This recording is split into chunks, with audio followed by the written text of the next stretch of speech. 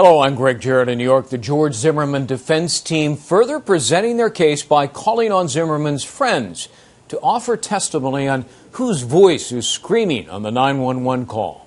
Do you have an opinion as to whose voice that is in the background? Yes, I do. And whose voice is it? George Zimmerman's voice. And how do you know that? We've spent had occasion to get together many times. I know his voice, but also when we were working on the political campaign, we were loud and waving signs and just kind of hooping it up. And so I know what his voice sounds like when he gets excited or loud. You heard the person you believe is George Zimmerman yelling, "Help, help, help," continuously, correct? That was absolutely George Zimmerman. Right. And he was yelling, no doubt in your mind, you believe it's George Zimmerman. There's not a single doubt in my mind, sir. Okay, all right. In dire straits, whether it be in combat or anything else, your voice obviously changes. I've heard a 250-pound man, sound like a little girl. Right. The primary investigators in the case gave testimony regarding Tracy Martin's reaction to hearing the 911 call. I let him listen first before I asked anything. Okay, and what did you ask him? I believe my words were, is that your son's voice in the background? Or something. I think I said a little differently than that, but I inquired as if that was, in fact, his son yelling for help. And what was his response? It was more of a verbal and nonverbal.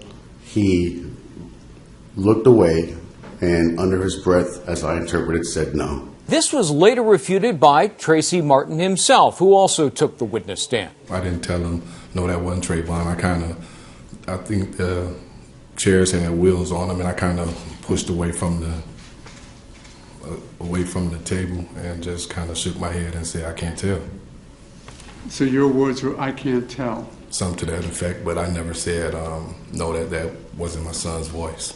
Zimmerman's gym owner showed the jury physical examples of possible fighting positions, and he also gave testimony regarding the defendant's physical condition at the time he left the gym, as well as his fighting ability. At what point did George Zimmerman get to in that training sort of progression?